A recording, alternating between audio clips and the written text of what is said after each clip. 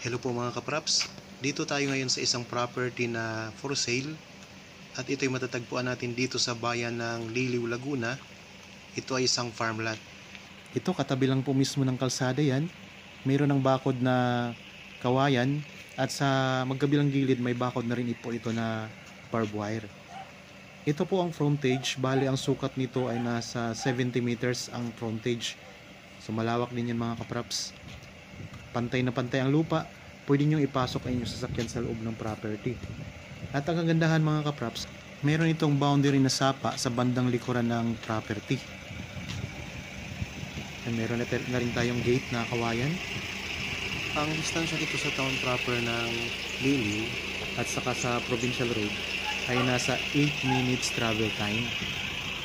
Meron na ditong source ng tubig. Sa ngayon mga kapraps, meron itong mga tanim na mga lansones, saging, at mga puno ng niyog. Ayan po ang property. Dito na tayo sa loob mga kapraps. Mayroong 2 kubo sa loob ng property. Ito yung puno ng lansones. So marami ito mga kapraps. Pagdating natin doon sa may bandang ibaba naman ng property, kasi mayroon itong part na mababa, malapit sa tabing sapa na yun mga kapraps, yung mababang bahagi, pero patag din siya, kaya makikita nyo naman yan mamaya sa pagpunta natin. Yan, ang daming mga lansones oh. Ito yung 2 kubo. Yan,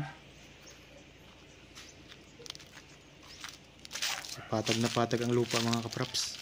Tapos ang kagandahan mga kapraps, mayroon na itong hagdan papunta doon sa may mababang bahagi ng property. Ito, pwede kayong tumambay dito oh. Yan, sa bandang likuran, ayan, makikita nyo, may mga tanim din na kawayan yan.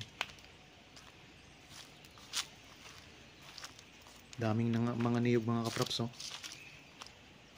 Kung sakaling maging interested kayo sa property na ito, pwede nyo kaming kontakin sa mga contact details na makikita nyo po sa inyong mga screen.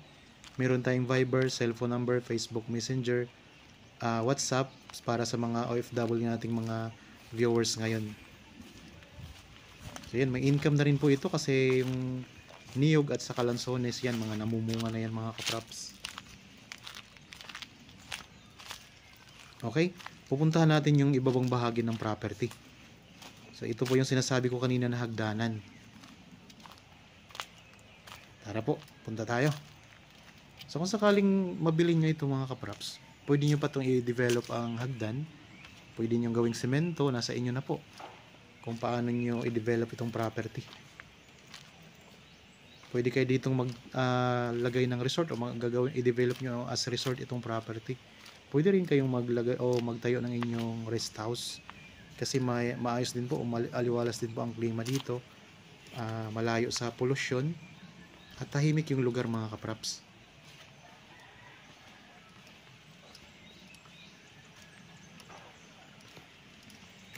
Okay, samahan nyo lang po ako hanggang sa matapos itong video mga kapraps.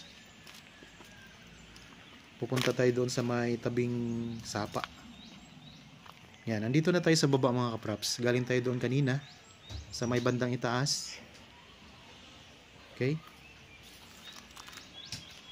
Tapos dito po, ito po yung mababang bahagi ng property. Ang boundary nito ay isang sapa mga kapraps na pwede nyo rin i-develop yan. Pwedeng gawing resort, nasa inyo na po. Yan, may mga tanim din na kawayan sa gilid.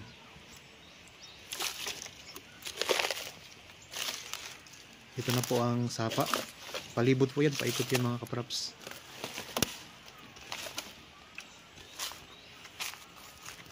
So kanina doon sa may bandang itaas ng property, mapatag po doon. Pagdating natin dito sa may ibabang bahagi naman, patag din po yan mga kapraps.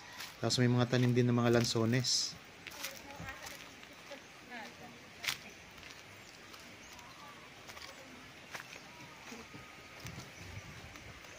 Yan, puntahan natin ang sapa.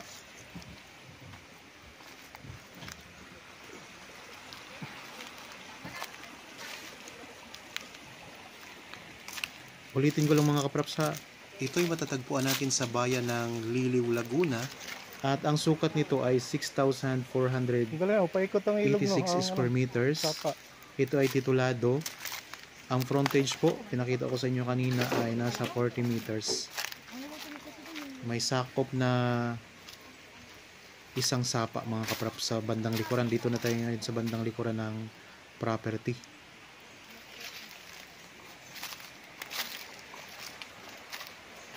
Yan. Kita nyo naman mga kapraps, doon tayo kanina sa bandang gilid, tapos dito medyo paikot.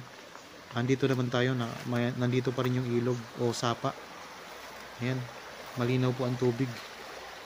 At tuloy-tuloy po ang agos niyan.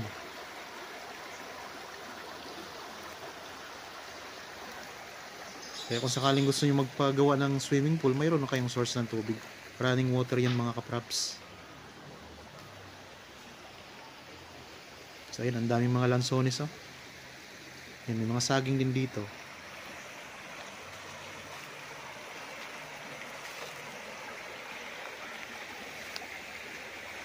So marami tayong mga viewers o mga buyers na naghahanap ng property na may source ng tubig.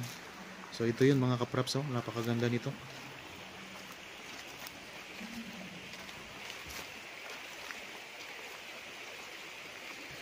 At ang presyo ay makikita nyo sa description box at sa title po nitong video.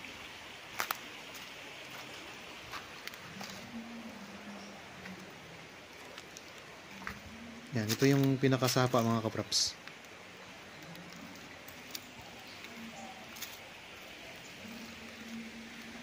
So sa mga interested dyan, pwede kayong tumawag sa amin, mag-text o mag-chat.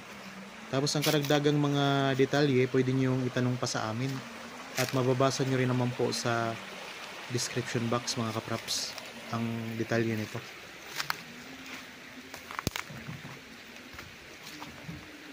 Yan, balik na tayo dito sa may mga lansones. Yan, dami oh. Dami mga lansones mga kapraps. Yan, may mga kawayan din, pwede nyo gamitin yan kung sakaling magpagawa kayo ng kubo. Yung nakita nyo kubo kanina, dito rin sila kumukuha ng mga kawayan mga kapraps.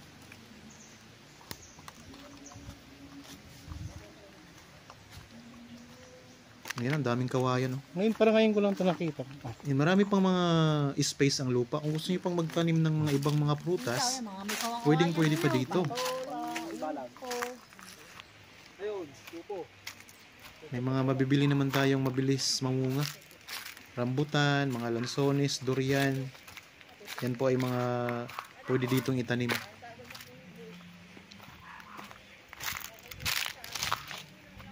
Kami rin mga puno ng niyog dito.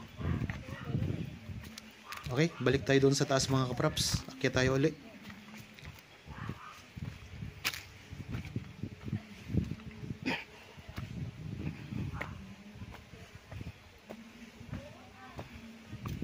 Banayad lang po ang pag-akyat natin sa taas. Hindi siya matarik na slope mga kapraps.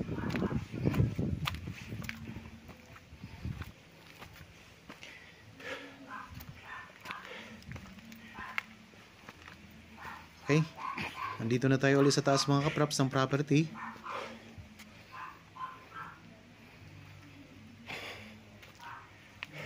Kung nagustuhan nyo po ito mga kapraps, pwede nyo itong i-share sa inyong mga kakilala na naghahanap pa ng property, mga kaibigan, mga kamag-anak na naghahanap ng gustong gawing investment. So isa ito sa magandang property mga kapraps na i-feature namin sa channel. Ito, pwede tayong tumambay muna dito. Yan. So pwede kang magkape dito mga kapraps. Ang sarap sa pakiramdam, no? Tapos ayan ang farm mo, matatanaw mo. Nasa inyo kung saan nyo gustong magtayo ng rest house. Dito sa itaas o kaya pwede rin doon sa bandang ibaba. Okay, sana po nagustuhan nyo ang property na in-offer ko sa inyo ngayon.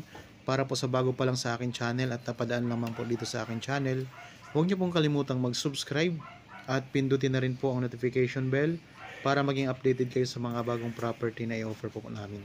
Maraming salamat po. Lagi tayong mag-iingat at God bless po sa ating lahat mga kaprap.